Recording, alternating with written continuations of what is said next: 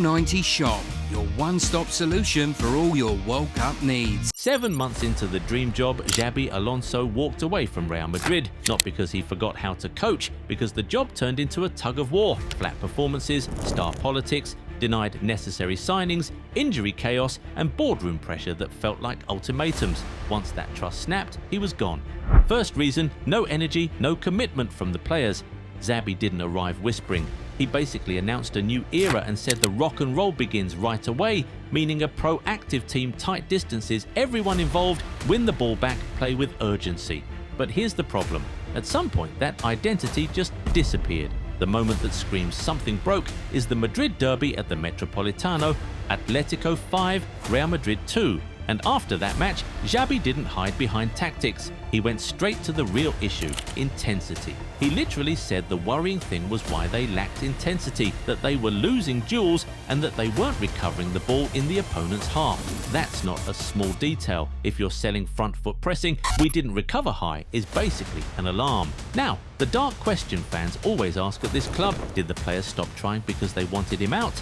Nobody can prove a squad downed tools, but when people suspect it, they look for the same clues every time. The first sprint after losing the ball, the second runs, the body language after conceding, the duels that look 50-50 on TV but become 80-20 in real life. And Xabi's own words after that derby, we missed a gear. We didn't compete enough, feed that suspicion. And then came the optics that really mattered. After Barcelona's Supercopa win, footage showed Xabi asking the players to form a guard of honor. Mbappe and Rodrigo clearly didn't comply. Yes, a guard of honor isn't a Supercopa tradition. Madrid didn't do it last year either, but that's not the point. The point is this: when a manager asks for something and players ignore it on camera, it tells you they're no longer listening. At Madrid, once the dressing room stops responding, the clock doesn't tick, it sprints. But for Xabi, the moment the dressing room really began to slide can be traced back to one player, one decision, and one very public reaction. Reason number 2, the Vinicius power clash. Xabi tried to manage Vinicius Jr like a coach,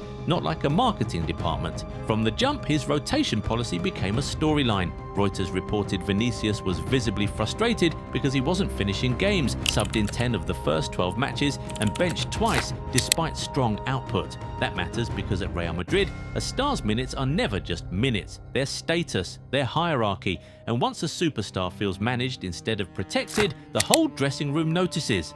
Then came the flashpoint, last October's El Clasico. Vinicius didn't just look annoyed when Xabi took him off, he made it a scene and the cameras caught it. He stormed straight down the tunnel instead of sitting on the bench, visibly showing his frustration toward Alonso, a very public tantrum that hijacked the post-win narrative. And in a normal elite dressing room, the next step is simple: you sanction it. Not forever, not a war, but a clear message. Sit him for a game, make him feel consequences, restore the hierarchy. Look at Liverpool's recent example.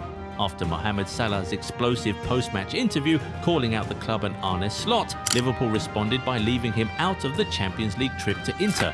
Even when clubs avoid calling it discipline, the message is still, no one is bigger than the manager's authority. But at Madrid, multiple outlets have run with the idea that Xabi's ability to truly punish Vinicius was limited by forces above him. There are reports claiming Alonso planned to bench Vinicius and was forced to change course, implying pressure from inside the club structure. There are rumors flying that Florentino Perez personally told him, "You can't bench Vinicius," but it stays there.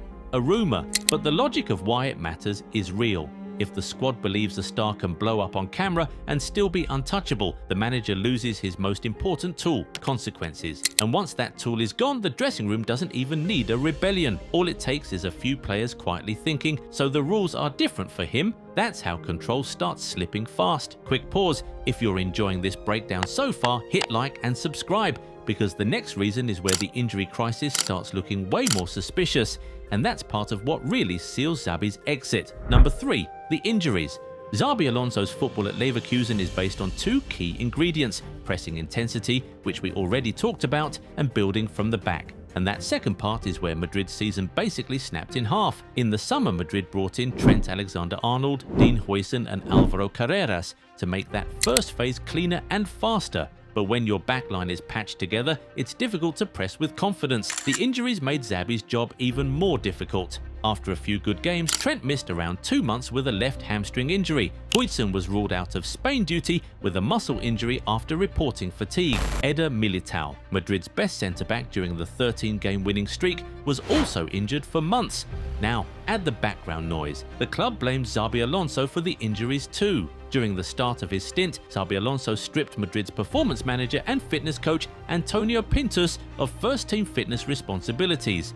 Then, as Madrid's physical condition became a public crisis, the club moved Pintus back to the forefront, pushed by Florentino's concern about fitness. This mattered because when the club publicly pivots on Xabi's decision like that, it sends a message to the dressing room and the media. No, we don't trust your decision, and we think you're the reason behind this fitness crisis.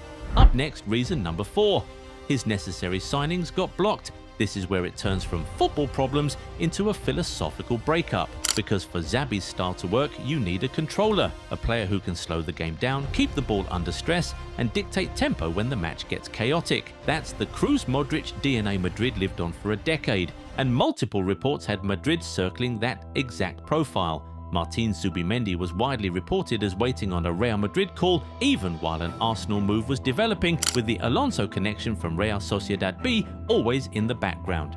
But Madrid never pulled the trigger, and Zubimendi ended up joining Arsenal in a deal reported around the release clause range. Then there's Angelo Stiller, another controller name that kept coming up in reports as a Cruz-style successor, with stories saying Madrid were watching him with Alonso's approval. But later reporting tied to Fabrizio Romano's info suggested Stiller to Madrid was never actually close in that window.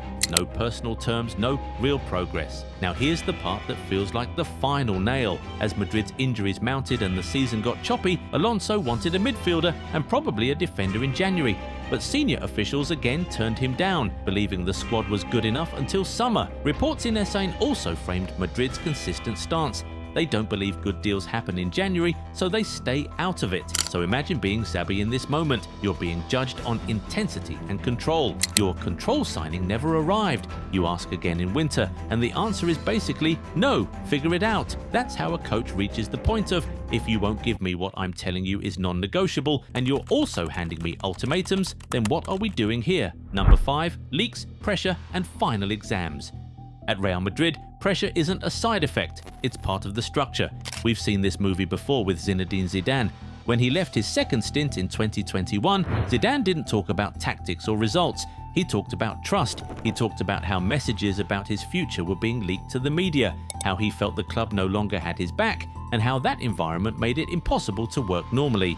That matters because the same pattern quietly followed Xabi. After the 5-2 loss against Atletico, major outlets kept framing him as under pressure. Every dip in form came with stories about his relationship with the squad, his authority, and whether the next big match would decide his future. Spanish media openly framed the Super Cup run as a kind of pressure valve, a test that could buy him breathing room or crank the heat even higher. Once that narrative takes hold, everything changes. Lineups get questioned before kickoff. Substitutions get judged as political statements, injuries become accusations, and suddenly the coach isn't building a project anymore, he's managing optics, protecting himself, coaching scared. That's the fork in the road. Some managers adapt, they go conservative, they stop insisting, they play not to lose the story. Others do what Zidane did, and what Xabi ultimately did. Because at Real Madrid, you don't just lose games, you lose the story, and once the story flips, it's already over. And this wouldn't be the first time Real Madrid chewed up a tactician and moved on. Julen Lopetegui arrived with ideas and control, lasted months. Carlos Queiroz, once deemed Sir Alex Ferguson's successor, was another thinker caught in the Madrid pressure machine. For both, their top-level momentum never really recovered. Will the same thing happen to Xabi Alonso's career? That's the uncomfortable question now. If this breakdown helped connect the dots, drop a like, subscribe, and let me know which reason really ended Xabi's Madrid run in your view.